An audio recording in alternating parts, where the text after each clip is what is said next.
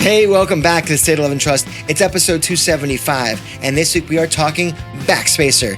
It turned 16. Oh, it can drive, baby, it can drive. The freedom! Well, not so much today, because we're taking that LP and we're shrinking it into an EP. Tough choices were made. You're like, oh, it's only a 37-minute song. How hard could it be? It was hard, okay? There's a song on Paul's that's not on mine, and I love the song. And you'll find out what it is next on the State of Love and Trust. Hey, I'm Mike McCready from Pearl Jam. Hey kids, this is Mark Arm from Mudhoney. I'm Kevin Martin from Candlebox. Hi, I'm Dave Cruzen. I'm Tim Montana. Hey, I'm James Joseph from James and the Cold Gun. I am Matt Vaughn from Easy Street Records. This is Richard Stuberud. And this is the State of Love and Trust. The State of Love and Trust. The State of Love and Trust. Don't forget to rate, review, subscribe to the podcast wherever you listen. Feed that algorithm.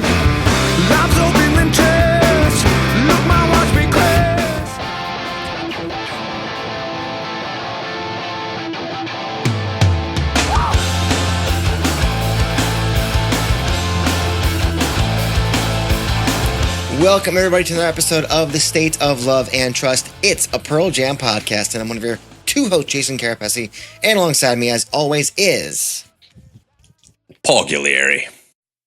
I love when you do the drum fill and you don't hit the mic. Yeah, I tried that this time. It helps me in post. Yeah, and our fine listeners and viewers are like, oh, God, you know, this time, no. Imagine the cymbal being crashed. How are you out there in podcast land? Welcome to the show. If you're watching here on YouTube, go ahead and like the video, subscribe to the channel, hit the bell for notifications, and if listening only, Paul, what should they do? They should rate, they should review, they should subscribe on their preferred podcast platform of choice. Feed that algorithm. Feed it because we need it. It is harvest season. Huh?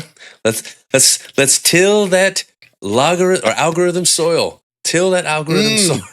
Do you till it while you're harvesting, or do you just pluck them out of the earth? I don't know. I have a lot of mixed metaphors here. Your farm knowledge is vernacular. I should backspace this and try again. Yeah. Oh. If you are interested in supporting the show here, we've got Patreon, we got the Pod Shop. Links are down below. We love you for it. We thank you. There's a new shirt out there in the world with all the Seattle bands that we love. There's actually a Pilsner glass that has the same art on it. So get that if you like. Support us. We really do appreciate it. And the Patreon giveaway for the month, because, you know, every month a random patron gets a fun item. It's James and the Cold Guns Face in the Mirror LP. This could be what a record. Love it. It's fantastic. We love this record. So this and exact enjoy copy, talking to James all about that record. James's is the two Jameses. James is, yeah. James times two. Yes. Great interview. And you know what? The next time they have a record come out, we'll get Gabby on the show. So we're just going up. We're going up a band member each time they have they release a record. Sorry, Gabby. I don't know what happened. But we got the Jameses. We'll get Gabby next time. Anyways, great record. That could be yours if you're a patron in this month of September. And if you're really in the giving mood, go ahead and scan the QR code on your screen now. That is the National Alliance on Mental Health. They are our September 2025 nonprofit. And listen, mental Health Awareness Month is now. So we're here to raise money once again for that cause. And NAMI, as our friend Cameron Lavie-Jones told us last week, is how you pronounce it if you're cool. And if you donate $5 or more to that wonderful organization, you're getting this pin here. You're getting stickers too. Oh, you're getting stickers. Oh, he hit himself in the face. He hit himself in the face. Actually, no. It sailed up and gently cascaded down like rain in front of my face. All right, fair enough. Like the rain of the Pacific Northwest. And you can also get this guitar pick here. If I could turn it around. Boom. Look at that guitar pick. And even the original logo sticker right there for you. I love that one. This one is going to be very, homage. Very apropos next year, Paul. This Indeed it album, will. This Indeed it logo. will. So $5 or more, you get all that stuff. And if you're the greatest donator, you get the 90 The Original mystery box from July featuring Chris Cornell. So why not donate a whole bunch of money to NAMI and get that? Hey, with all of this stuff flying around, Parker Lewis can't lose. Wow, you brought it back. I brought it back. You brought it back. Incredible. Paul, this is going to be a I tight blame episode. The pumpkins. I blame the pumpkins. Oh, you've got the Elysian back. Yeah. It's Tis the season. 'Tis the season. We're not quite in solstice mode yet. We're inching. We'll get there, my friend. We'll get there. And listen, I don't put the cart before the horse, even though I was in Costco the other day and there was a tiny row of Christmas stuff. And I'm like, no, it's early September. We're not doing this yet. We're not doing it yet. Early September. Every goddamn year we have this discussion and I'm not ready for it. Keeps backspacing and backspacing every time we do this. Paul is itching to get to the main event because he is just popping out the entendres. Double, triple. Are there quadruple entendres? Is anything? I'm sure there's. I'm pretty confident that I can pull another one out, perhaps with a sticker. Okay. That almost missed out of frame. That was so close to being out of frame. Just a little sliver caught the frame there. Before we get into today's main event, I just have to say that I know we have so many Oasis fans out there in the world, and I'm talking to those of you out there who love the Oasis, and jokingly to the few people in our Discord who despise Oasis. Ha ha ha! I was at the Rose Bowl last weekend. I saw the Oasis, and I have to say a big thank you to friend of the show Nicole Alvarez because she hooked it up. She got me outstanding. In. And so what's the verdict on that show? The verdict is that it's hard to equate moments in music that are as powerful as 75,000 people singing Wonderwall together. I can imagine so. It's pretty wild. And I mean, they play for 2 hours. You got all the hits and a few other ones that you're like, oh, I forgot about this song. And the whole crowd's going crazy for it. Big fireworks display at the end. There was a full moon. It was a glorious night in Pasadena. So I had a great time. The missus had a great time. And we had to walk like 30 minutes from Old Town Pasadena to the Rose Bowl because if you don't know, the Rose Bowl is in the middle of a little valley and parking there is insane. Yeah. So it is insane. So what's the over-under on these guys staying together, these brothers, long enough before they go the way of, was it Jane's Addiction? And yeah. I want to be optimistic. Obviously. Yeah, I want to be optimistic and say that I think this was a test run. I think, because I only did 8 shows in North America, 2 Toronto, 2 Chicago, 2 New York, and 2 LA. And they did Cardiff and Edinburgh and London and Dublin. They're going to Mexico City, Melbourne, Tokyo. I think there's like a total of like a dozen cities. I would not be surprised if they put more together for 2026. Because what it does is it reminds me of when Guns N' Roses got back together about 9 years ago.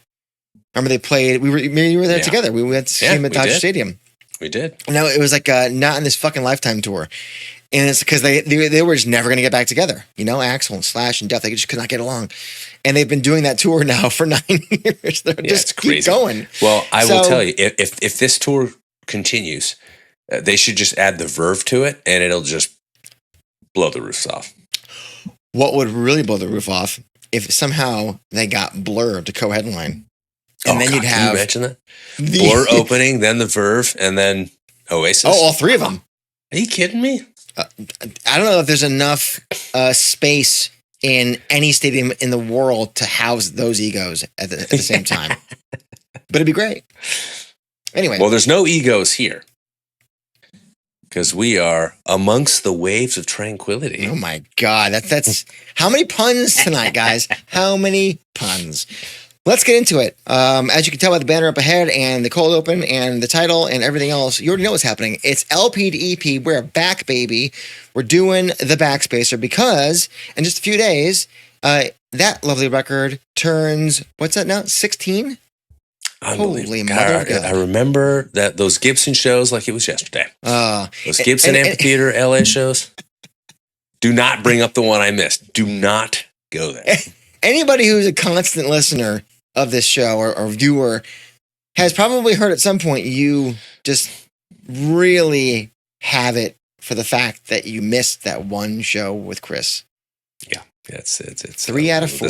This guy's laughing at me right now. Look at him. He's just laughing at me. Well, Hey, we're not going. We're not going to go there. But the album is a fun album. We actually did an episode a couple years ago, I want to say.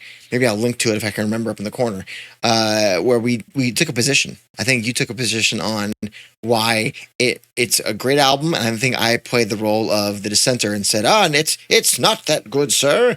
And we had a robust discussion about the album in a fun way.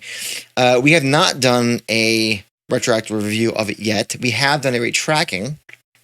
Maybe I'll link to that up here now too. And the LP to EP one is interesting because it is such a short record. So what does one do? Because as we've said before, what are the rules of an EP? It's got to be under 30 minutes and generally between 3 and 6 songs. Yeah, so this is going to be like a 17-minute EP. Is what it could be. It very well could be. Very tight. So do you have any... those are the rules, by the way. There's really no rules, but keep it in that ballpark. We did Mother Love Bone's Apple a couple months ago, and before that, I couldn't remember. But we've done I want to say half the discography of Pearl Jam now.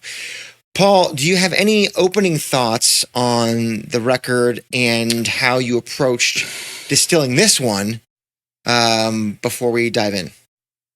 Yeah, I mean, I think when you take an 11-track LP and you're trying to condense it down to 5 or 6 songs, you got to distill it to basically its core essence, right? So how do you find the nuts and bolts of what makes this record what it is?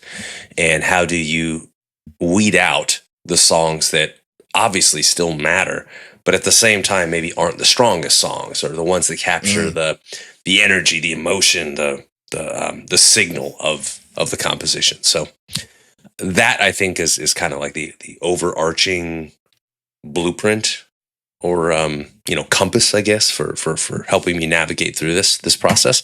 And then there's like criteria that you have to consider. Like, is there a song or are there songs, plural, that are critically acclaimed? Songs that really resonated with the fan base. How do you omit something like that? You know what I mean? I suppose you can as part of the exercise, but it's not the same record. And you never want to be in a situation where you have an LP or an EP and you find out later that there's a B-side that's better than, half the songs that are on the record. But sorry, something stuck in my I throat am there. sad. Good Lord. I am sad that "Sad" was not on that record. But I think you also have to consider the stylistic diversity as well. Yes. So that was kind of, those were some guardrails for me. I mean, it's going to seem pretty monotone if they're all the same mid-tempo or all acoustic or all just heavy, hard, punky rockers. Right. So and the beauty of Backspacer is that there is a lot of diversity on that record. I think I thought about, is there a way to make it streamlined and cohesive? Like, is it just a random assortment of songs for the sake of diversity, or can it be cohesive at the same time? And then finally, I mean, you got to think about like pacing, flow of a record, right? So I think even with an EP, you can't lose sight of that as well. There has to be some kind of a natural, organic flow to it where the pacing doesn't feel like, wow, we were just going hard and then out of nowhere there's just this nothing, or we're really, really soft and then boom, we're just exploding, then we're really, really soft again. That's a odd, like syncopated pacing that makes it kind of takes you out of the record and it's hard to get back in. So those are kind of the things that I was considering, the criteria, if you will, as I was trying to put this together. I think of these LP to EP treatments almost like you're making a trailer or an EPK for the record. Because they're almost like promotional material in some senses. If you think about the Dissident single, by the way, right? That was a chance to show off all those live cuts from Atlanta, but also celebrate Versus in both of its contexts, studio and live. So when I think about Backspacer, I'm reminded of a couple things that Ed said. He said that the making of this record was like capturing lightning in a bottle. It was and is, as we mentioned, the shortest record at the time and since, under 37 minutes, just by a touch. And he also said that it ain't homework, which means to me that it came pretty quickly to them, that it just kind of flowed out of them. Yeah. And Brendan O'Brien also said that they recorded like 90% of the album in the first 9 days. The whole thing was done in about 30 between Henson Studios here in Los Angeles and Southern Tracks in Atlanta. Ed also said that when you're older, and this is 2009, by the way, so do the math on how old Ed was at the time. When you're older, you try to keep your focus on maintaining your vitality as opposed to when you're younger, you challenge it or you take it for granted. You should think about that and the energy within this record. Right. And I think that this record, it really is, I really think it really speaks to the transition from someone who wants to be kind of on the front lines of a movement, if you will, to someone that's aware of what being on those front lines can cost you, and instead choosing to kind of just bestow that wisdom on others who might be on the front lines. So that's kind of what I was thinking about when I set out to distill this down from the LP to the EP, and thinking about everything that it stands for. So with that said, I feel like we should get into it. How many songs do you have? I landed on 6. All right, me too. Cool. Where do you want to begin? I'm going to begin with Got Some. All right. Coming hot out of the gates. It's just, it's taut, it's tight, it's muscular. It's the kind of song, it's the only song really to me, even more so than Gonna See My Friend, that it has that perfect balance between like high octane and great groove. And I think that's an important quality of this record. I think when you think about the various moods throughout the album, there's a difference between something that just hits heavy and it's just like habit heavy, you know, or some of these like hail heavy. I want something that's got like a really good groove, and I feel like there's especially matched drumming on this. I mean, it really sets the tone for the record in a lot of ways. So for an EP to start off this way, it's this infectious energy. It's got this great groove. It's just, you know, quintessential Pearl Jam on so many levels. I'm actually surprised they don't play many songs from the record at all, let alone this one. You don't hear this one, but I feel like this one comes out of the woodwork a little bit more than Gonna See My Friend and some of the other harder hitting songs on the album. So I think there is a bit of an affinity for it within the band. So I'm going to start with Got Some. Got Some did come out, I want to say 3 or 4 times during the Dark Matter tour. I believe that we both heard it at the Forum in Los Angeles, and they definitely played it again at Ohana. I don't know if it was the night that you were at or not, but yeah, they do that sometimes where they find some song in the back catalog and they go, we haven't played this in a while, and all of a sudden just kind of comes out and is a thing for a while. I'm listening to the Canadian 05 tour just chronologically because it was on my mind since we were a part of the Pearl Jam Radio celebration weekend. I just said, you know, I'm going to just listen to the whole goddamn tour because I don't think I had. And man, they loved playing Harvest Moon like 6 times. Slater Kinney, come on down! And almost every other show. Yeah, it's great, but I'm like, holy shit, they keep playing it. Anyways, I'd like to hear Yellow Moon more often, but that's a separate conversation. You know what? That could be the thing next time around. Maybe. What are you coming out with? So I almost started with Got Some for a lot of the same reasons that you put forward. However, I chose to go with The Fixer. I think there's no better way to start an EP of Backspacer off than the guitar, that Matt guitar, kick and snare thing. It just out of the gate. That the first thing you hear, I love it. I think starting with the energy of this song makes a lot of sense for a Backspacer EP, and I like it thematically to begin for probably some of the same reasons that the band chose it to be the lead single, which is kind of like this pursuit of bettering something, and I think that's really apparent throughout the record. If something's broke, let's fix it. If something's cold, let's make it warm. If something is unloved, let's give it love. Like that ethos of making what and who is around you better or feel more complete, more included, is kind of all over this record. So, why not tell the people out of the gate that this is what the EP stands for with kind of this overarching theme, high energy, hit him in the mouth kind of thing. We only got 6 songs to deal with, so I'm going to start there. It's a great place to start. Where are you continuing? Well, if this was an LP, I would say we got to keep the momentum going, right? And I think on the LP with Gonna See My Friend and Got Some, that was the recipe. But this being an EP, I don't feel the need to necessarily do that. In fact, I kind of feel that when an EP comes out, you have the flexibility to actually add some contrast here. And in this case, with Just Breathe, some emotional depth as well. So I'm departing the energy and high octane fuel of Got Some, and I'm bringing it down many notches at this point. We're downshifting. Obviously, arguably one of the most enduring ballads in the entire catalog. I mean, that this song was a phenomenon for a while. It's a beautiful ballad. It's one of Eddie's best works. You could make the argument that it is the core of the record. Some folks have said that.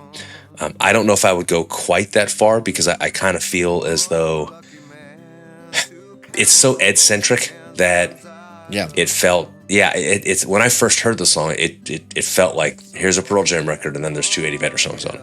You know what I mean? So I don't know if I would go. There's another song on this LP and EP, actually, for me, that I would say is the emotional core and centerpiece of the totality of these recordings, which I'll get to soon. But I'm going to go with Just Breathe here. I think that it just shows as yet unheard of diversity at that particular point in time. And I like the contrast with Got Some. So, was there anything like this in the catalog to this point by the band? I mean, we had songs like, Angel and Daughter and Elderly Woman, songs that were introspective and poignant in their own ways, that were slower, purely acoustic based.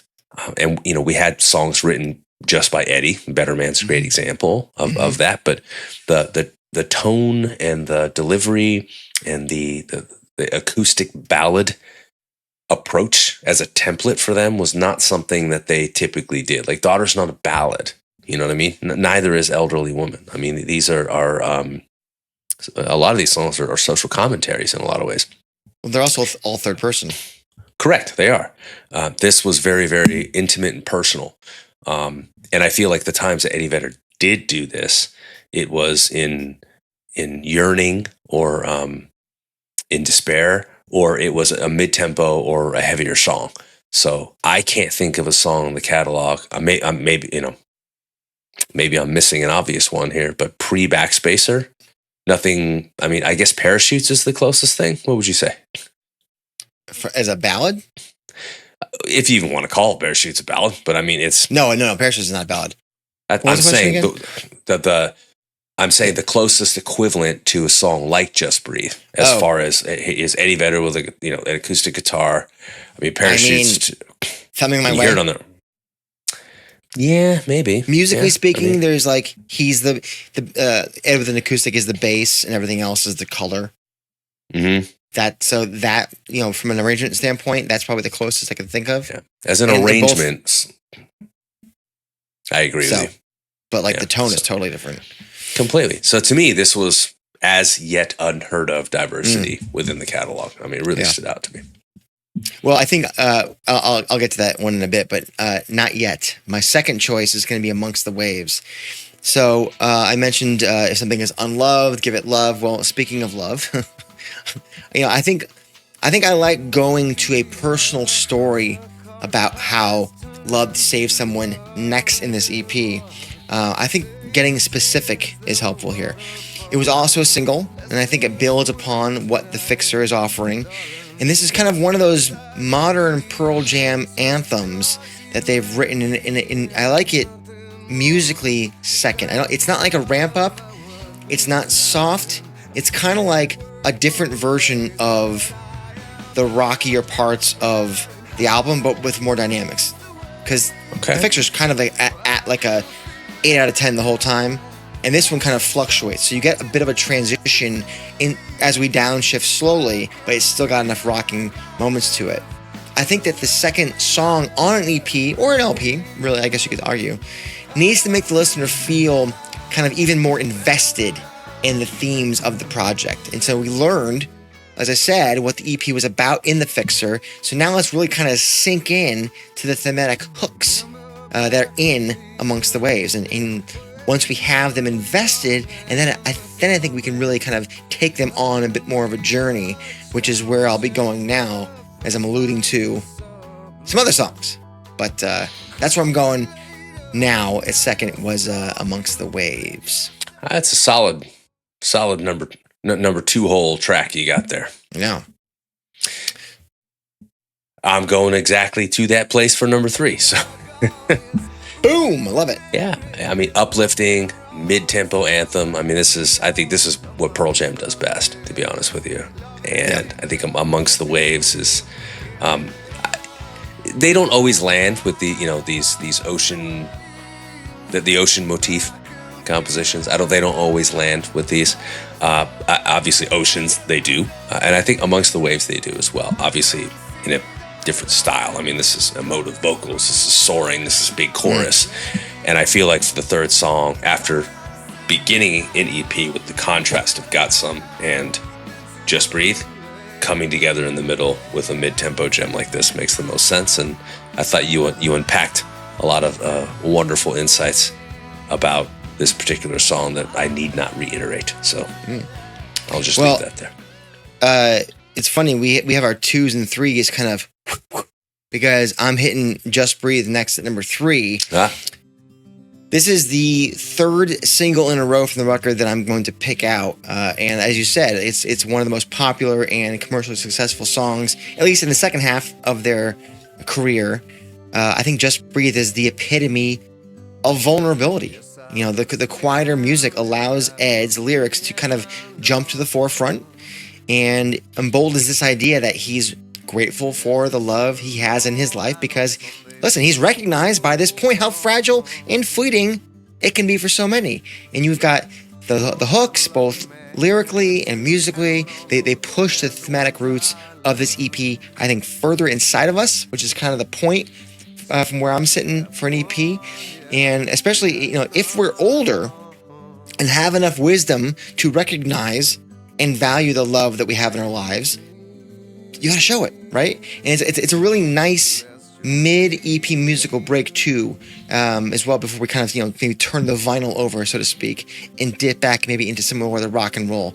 So I kind of like it here. We've kind of gone down. We've shifted down twice now from where we started at the Fixer, and being kind of the overarching theme, we've kind of gotten a little bit deeper in some of these themes as we go down into the crux of the EP. Agreed.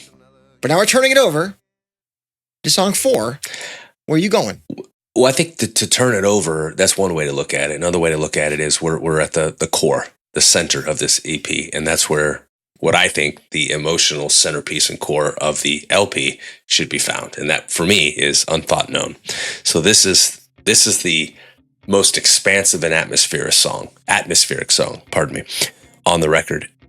Sometimes they do that in a way that feels like a detour, right? Like sleight of hand. Yeah. And I still think they do it well. Sometimes they do it in a way like this, where it's just this beautiful, atmospheric, hopeful song. And I think that's really what separates Backspacer from so many other albums in the catalog. Whether you want to look at this through the lens of an EP or an LP, it's the hopeful nature that I think characterizes it as the defining attribute.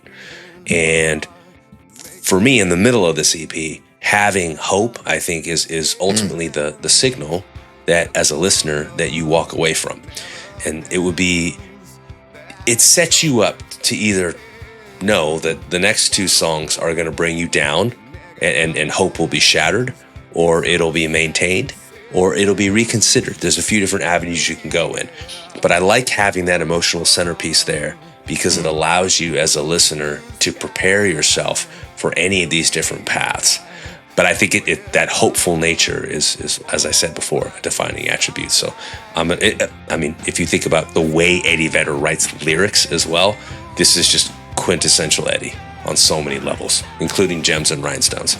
So I think this gives an EP layers and nuance and texture that would otherwise be absent without it. So for me, Unthought Known, smack dab in the middle here. Do you recall? I forget where he mentioned this, but Ed talking about where he wrote this. I think he said he was like kind of drunk, and it was like 4 a.m, and he was in some hotel on the edge of Central Park in New York.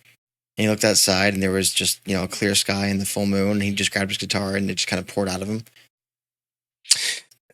That's how you know a song is good, when it just comes out. Yeah, exactly. I mean, that's kind of like as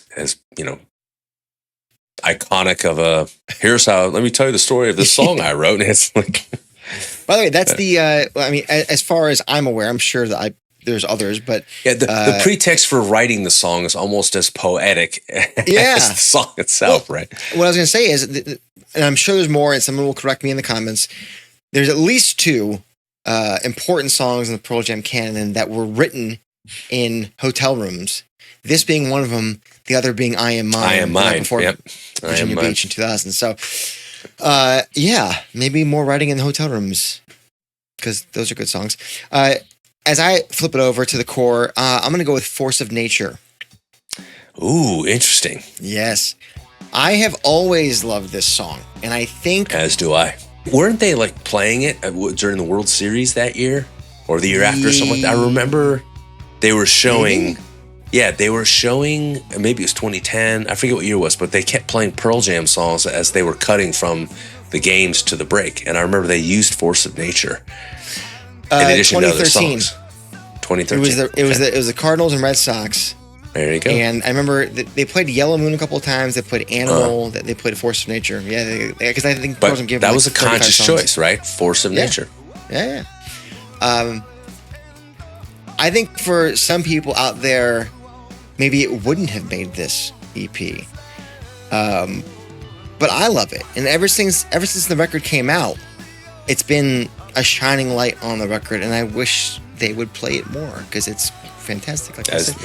I'm with you in that camp. There's going to be times where our relationships are tested. Our love is challenged, and I believe it's from these challenges that we often forge even stronger bonds. They say distance makes the heart grow fonder, right? Well, I believe in our Lyric of the Week chat, way back when on this song, episode 42, I believe it was, I mentioned how I personally could relate to this song because in 2018, I had to work out of the country for 6 weeks straight while my wife and my eldest were back here in Los Angeles. And so that song was very bright in my mind. And I love when a song can take something that I believe in and then make me think about it a bit differently, and make me believe in that topic even more strongly. And that's what Force of Nature did for me. And because of that, it surely must make others feel the same. So I think that it has to be on the Backspacer EP, because musically it's dynamic, like Amongst the Waves is. It's just got a really great visual. I can see the whole story painted in my brain when I close my eyes of those distant shores, and it's just very yearning. And I think it's a way to really compound what love can do for you. So, 4 for me. I like that you went there. I am in that camp of fans who would not put this song in the EP. Mm-hmm. But I doth not protest for your inclusion. I do think it's a very underrated song, and I never skip it. I love it. I always enjoy it. And like you, I wish they play it more. So, all right, we're in the penultimate song here on track 5. What do you got? Well, sadly, the Force of Nature did not survive the distillation process or the distilling process, but the Fixer did. So, oh, okay. Which is interesting because it's actually not one of my favorite songs on the record. It was so off-brand for the band at the time. The optimism and the catchy, upbeat, modern feel to it. I mean, yeah, but there was just something so poppy about it. It was almost like they were. I'll never forget Eddie Vedder in that interview talking about how a lot of modern music kind of felt like it had a high fructose content to it. The Fixer, to a degree, almost felt like they were kind of exploring that territory a little bit. But it's a Matt Cameron song. And so I think when you look at the roots of it and you actually study how the song was built, you begin to realize that it's a lot more complex than that. It's not just this formulaic pop tune. Obviously, it's a very recognizable single from the record. It was part of the whole ad campaign when they released the album through Target, part of that release. And it does have pop sensibility, and I think that's important because you're going to start seeing that a lot more in the back half of their catalog. And that was a sensibility with Better Man that they were very afraid to ever show. Yeah. They consciously left that song, or tried to leave that song, off every record until eventually Brendan basically said to the band, "This is too good to leave off. We got to figure out a way to put it together. We got to figure out well." But what's interesting is you put it earlier. And for me, yes, I am looking at it from a different lens, in the sense that at this point in time, this is like a late lift. You know what I mean? All right. It's a really late lift because, like you said, penultimate track. So I like the idea. I know where you're going to go last. So this is kind of frightening me that you're going to lift me up just to drop me back down again. Well, I do. Strategically, I think it actually works well placed here for the reasons that you just explained. But it's obviously it's a departure from what we see on the LP, where it occurs significantly earlier, right? It's one of the first 3 tracks. So anyway, going with the fixer here. All right. Well, let me get my thoughts of this next song out of the way before you handle it better. That song is Speed of Sound. Listen, not everything is the rainbows and the butterflies. But sometimes a song can at least offer the existence of hope. And that's what Speed of Sound does for me. I'm still holding on to this dream of distant light. Like, maybe you're feeling broken. Maybe you're laid off or strapped for cash or just broken up with someone. Whatever it is, we all need to feel that there is something worth dreaming of. And I think this song never lets the subject find peace, but it also doesn't let the subject give up. And I think that's super, super important.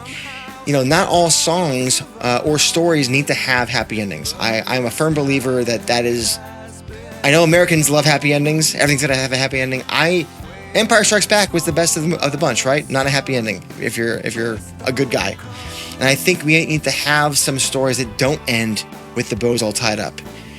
But if they can recognize that there is good in this world still, then that can be enough for someone to hold on until they find it.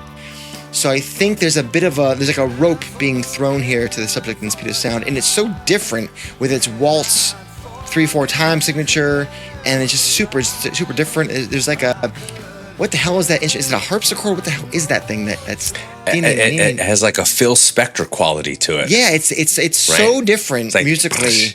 Yeah, I love it. And we've all heard the acoustic demo version of this song. That was the prize at the end of the scavenger hunt Rainbow all those years ago, and when the internet was still somewhat young as compared to today. But this song really grew on me. I was kind of like on it for a long time, and I was like, holy shit, no, this thing is great. And I think you may have likened it to Piano Man in a sense. Did you not? A long time ago? I did at the time. Yeah. So I really enjoy this song, and I'm going to shut up now because I know you're probably going to say it next. So go ahead. Well, it's interesting because when I reflect back on that tour and the shows that we went to, what stands out most, like if you said, hey, think of a memory or two from that tour that you think is emblematic of that entire experience, that era, the Backspacer era, that to a degree kind of like sums up that record. And as much as I adore that song, Speed of Sound, that is not where I'm ending this. Son of a basketball. Which is, and I say that because I know where you're going. God damn you! When you saw these shows, what stood out most was Eddie Vedder and string players behind him playing 2 songs. And Stone Gossard was adamant about how impactful and beautiful and gorgeous the way the LP ends with the end is. And I feel like this song is it's a poignant closer And I think it ties literally all of this together. And there's a reflective, there's a reflective weight on this. I mean, think about it. I'm opening fast, right? We dip into some introspection. We rise again, obviously with the fixer, and then we kind of have that soft, haunting note as we end. That to me is the full spectrum of mood of Backspacer. I think the end is the only way to truly end the LP and the EP. And I think that because this record will always be marked by those two Eddie Vedder compositions, I can't imagine, even through the distillation process, not having both songs still there. So and believe me, I wanted Speed of Sound on there. I love Force of Nature. I thought about that as well. But I think if I had to distill the record down to those core songs, these are the ones that I think are the staples that if you take any one of them out, it's not the same record anymore. I feel like you can take out Gonna See My Friend. You can take out Johnny Guitar. You can, yes, dare I say, Force of Nature and Speed of Sound are replaceable. I can imagine other songs in place of those ones. It is not the same record if you take away Amongst the Waves or Just Breathe or The End, or if you take away The Fixer, right? And I would go as far as to say that for Got Some, and obviously since I deemed Unthought Known the emotional core and centerpiece of both LP and EP, that is the most indispensable song for me anyway. So I'm going to end with The End. You know how much I love The End. Yes, and Just Breathe as well. When we have to distill, we have to make hard choices, right? Yep. I looked at this song and said, well, from a musical perspective, I already have Just Breathe. Yeah. It ticks that box. There we go. And they're very different, though. No, they are. That was less of a reason. Although I think it is a one that we've used before as to not include certain songs. Mm-hmm. But the theme, I feel like because most of the record is about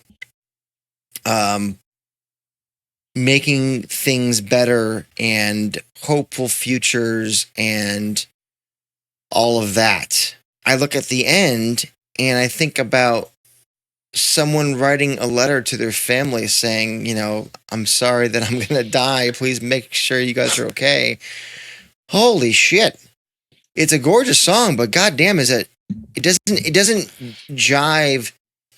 It actually doesn't, to me, it doesn't make a whole lot of sense on the record, even though I love it and it makes sense as the last song.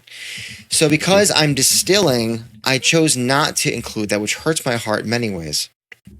Instead, I chose your indispensable track in Unthought Known as my closer. Oh, okay. I like it. It's an interesting way to end. Yes. I think going from Speed of Sound to Unthought Known, it's very intentional, obviously, because I chose it, but like, you know the glimmer of goodness we just spoke about in Speed of Sound?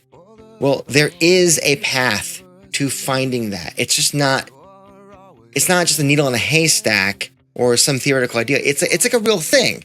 And I feel like Unthought Known, like this song champions those who choose to believe in themselves, choose to believe in the power of love, and choose to be humble in the pursuit of all of that. And you've got lines like, look for love and evidence that you're worth keeping. Feel the sky blanket you with gems and rhinestones. See the path cut by the moon for you to walk on. Dream the dreams of others, then you'll be no one's rival. It's all right there for me. Be good to yourself and others. You'll understand your place in this world, and you'll find the relationships and connections that will sustain you. And I think my favorite part of ending this EP with this track is the final line of the song. So what you giving? The album is speaking to you. It's on you now. Like, what will you do with this knowledge? What will you do? It's an open-ended kind of call to action in the sense that, like, don't just sit here, put the headphones down, and go find that hope, that glimmer that's out there in the distance. You've got this path cut by the beautiful nature. Go do it. Go find it. If there's a person that you haven't told that you love them yet because you won't tell them, well, now's the time to fucking tell them. You know what I'm saying? That's what I'm getting off my seat. I'm getting out of my chair. I got things to do. Listen, this song was hopeful and upbeat, and Ed said it was in that vein a lot because of the election of Barack Obama, and he felt there's a sense of hope. The fucking poster, hope. Yeah. What is the ending of this if not saying we have hope, we have reason to go and do good? So what you giving? Let's go, baby! Come on. Well, Not. Hey, I'm gonna die, so I'm sorry. okay, so I'm gonna quote Eddie here, right? So that the title of the record, Backspacer, obviously is connected to that backspace key on a typewriter, Right. but more importantly, it's also a reference to reflecting back on your life. So Eddie uses typewriters. And so I think there was a connection there to that key and the way he writes the lyrics and the way he, you see what he types all the time in the liner notes for records. But I'm going to quote him. He says, Backspacer, well, I mean, actually, you kind of have to go back and look at your mistake. That's what Backspacer means. So to me, ending with the end and looking back at the human experience, I mean, Stone says, quote, there are retrospective moods on this record where Ed is looking at both his past and his future. I think this record very much is about the human experience and looking back at it. For me, I think that having Just Breathe, having the highs of a Just Breathe and the Fixer and the lows of something like The End is almost a prerequisite for the album's namesake. So if I'm going to distill it to an EP and still call it Backspacer, that's why I still have to end it that way. But I love the angle you took with it, though. If I may, and maybe it's just an implied notion, but to backspace something isn't just to delete, isn't just to look at what the mistake was. You're going to then inherently replace it with something better. So, like, the idea is I'm looking back at what was. Maybe I was a younger man. Maybe there were mistakes. How can I learn from that and do better in the future? Which is why I look at the album as so hopeful.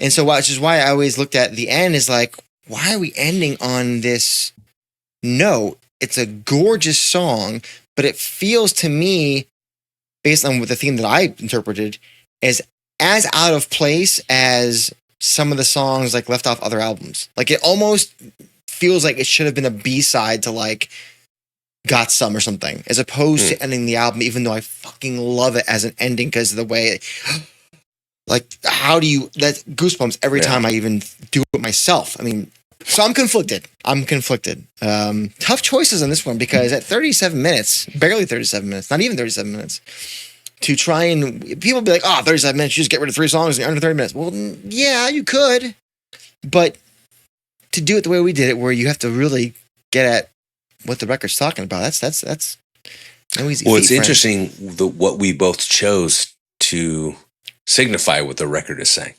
The songs we chose to signify that, and so and we landed in very different spaces. Yeah. So. At the outset, I thought to myself, okay, well, there's probably at least 3 songs that we're gonna both have, and I think that ended up being right. Right. But the reasons for them being there and where and why they're in those places, I find quite fascinating, and I'm curious if the listeners / viewers agree with. Well, either of our thoughts, but like thought about, maybe it's a third way, maybe it's a fifth way. I don't know. How else could you think about this record? 16 years ago. 16 years ago. My goodness. Where has the time gone? You don't have to end it with existential reflection the way I did. So I'll just end it with a breath. Yeah. It's just, Jason ended it with his asthma. Not the same. Not the same. Not the same. Well, gang, curious what you thought about our EP versions of Backspacer. Get in those comments below or wherever you talk to us, and let the good people, you know what? Don't, I mean, Discord people, the Patreon people, tell us there, but also tell us on the social media, because guess what? The more that you comment on YouTube or Instagram or Twitter or whatever, the more that those posts then get seen by other Pearl Jam fans, and then they get to interact, and the community becomes more, robust. That's a good word. engagement. Feed the algorithm with your comments. I was waiting for that. But also feed the algorithm with what, Paul? With your rates, your reviews, and hopefully, if you're not doing so already, your subscriptions. You know, I'm really happy that I didn't throw you off by like using the back end of your spiel as the jumping off point for the spiel. Like this, usually there's like a flow. Did I stick the landing? Did I stick it?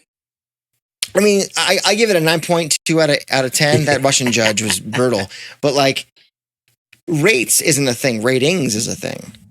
So you were close, but you said subscriptions as opposed to subscribes, which I mean that's a harder dismount than ratings. Yeah, I can think of another word from a Pearl Jam song that I take umbrage with. That's not a word. Resignate, obligation. Yes, thank you. Pick your poison, my friend. Resign. Can we? We're not going there either. We're not going there either. What a great song. All you binaural hitters out there. If you feel like supporting this show, like I said before, down and below in the description of the thing is the Patreon link and the Pod Shop link. All kinds of great stuff in the Pod Shop. So much cool stuff in there. We thank everybody for purchasing. I'll tell you what, the new Seattle, Space Needle with all the bands in the back shirt. That thing's going like hotcakes. I'm taken by how much you guys are loving that shirt. So thank you for that. And I just love seeing all these bands repped. That's the coolest part. Oh yeah. About that. My favorite comment so far has been people being like, "Is that Toto?" Oh no, TOTD, Temple of the Dog, because like the font Toto. Yeah, it looks like on there. And if you look at it too quick, it looks like Toto. Hey, great band. Yeah, we love Toto. Africa. I can't hit that note. You'll never hear me karaoke Africa ever. What's the other one? Rosanna. Yeah. What a track! If you check out the is it the Bee Gees documentary? I can't hit those falsetto notes either. It's a good documentary, but like they talk to like all the other people. Oh no, it's not Bee Gees. It's the Yacht Rock documentary. Okay, I think it was on HBO. And they talked to like the Toto guys, and they're like, "What the hell is Yacht Rock? I'm just learning about this now." I'm like, Jesus Christ, dude, that was 40 years ago. Anyways, if you're a patron in September, you might win this. Just being a patron. This is the James and Nicole Gunn Face in the Mirror LP, Loose Groove Records. We love you, Stone. We love you, Regan. Here you go. This is it. So this could be yours, and if you're a patron in the month of If you're a patron in the month of September, I just had a brain fart. That was weird. And if you'd like to donate to our nonprofit of the month, it is National Alliance on Mental Health, NAMI for short. Scan that QR code on your screen or click in the link in the description of the pod or in the bio of Instagram. Send them some money. $5 or more gets you stickers like these two that Pins. Paul may or may not have left over. I don't know. They got another in the chamber. I do. Of course he does. He always does, guys. And you got a pin. Where is it? You got to cover your face, otherwise the autofocus goes crazy. There's the pin, and there's the pick. Maybe I'll make some new ones with a different logo. That's not a bad idea. We'll take that offline, though. We'll take that off. Oh yeah, we can't let you guys privy to the backroom dealings of merch and branding. Rumor has it there might be a State of Love and Trust pen. No, there won't be. There's only one of these. So. I don't know that. I haven't actually looked to see if there are any pens to be branded. Don't do it. We're not Kiss yet. Give me this one thing. not until we do get the State of Love and Trust coffin will we Kiss. You can pull this pen out of my cold dead hands. Yeah, to quote Tropic Thunder, you never go full Kiss. Exactly. Anyways, if you're watching here on YouTube, please like the video, subscribe to the channel, hit the bell for notifications. And we've got so many great interviews coming down the pike. We're talking with Rob Sheridan next week. He's back, baby. We're talking how Rob made more of the visuals for the Dark Matter tour, some Dark Matter tracks, maybe some non-Dark Matter tracks. I don't know. It's up to Rob. I told him, give me some songs. What do you want to talk about, Rob? He's gonna have his props ready. So we're gonna talk. We're gonna talk about visual effects and the artwork. So that's with Rob Sheridan coming up. And You guys may have seen it on online. We're going to be at the beach soon. We sure Paul. are. We sure are. Can we say who we're talking to next? Can we say? Are we allowed to say? I don't know. Are we? Are we at liberty to do so? You know, the postings by the Ohana Festival did not reveal who our guests are. Good Lord. Here, I'll tease it, Paul. Here's what I'll say. Okay. It's 3 people, 3 gentlemen. One is an artist, one is a photographer, and one runs a really amazing organization that helps keep our beaches and our oceans clean. Very excited. How apropos, given the site and destination. Unbelievable. So if you're going to be at Ohana, Friday, September 26th, 1 p.m. is when we hit the stage, the storyteller stage. We're talking with 3 people about how art can influence you to do great things in your community, both locally, possibly nationally, just doing great things because you do what you do and you have the ability to do better by everyone around you. That's what we want to do. So that'll be the conversation we have. Possibility that it could be live streamed. I'm not sure yet. We're working on the logistics for that. But either way, it will be recorded. So for those of you who can't be there, we will have, at the very, very least, an audio recording to put out to you guys. So Ohana Festival, September 26th, 1 p.m., Dana Point, California. Maybe we'll see you. Can't wait. And so many more guests coming down the pike. I keep pointing at the camera. I don't know why we're doing that because I'm Italian. Anyways, we'll see you next week with Rob Sheridan. Until we do, you've been listening to or watching The State of Love and Trust.